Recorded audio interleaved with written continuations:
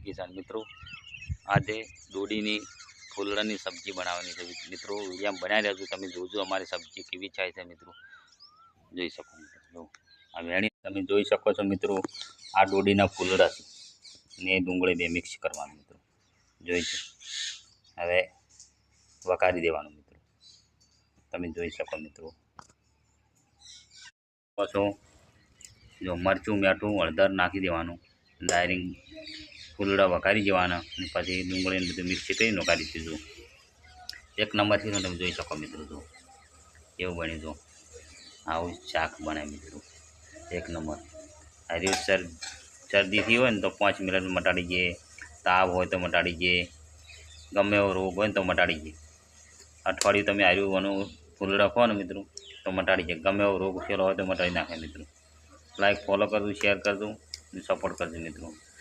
જય માતાજી.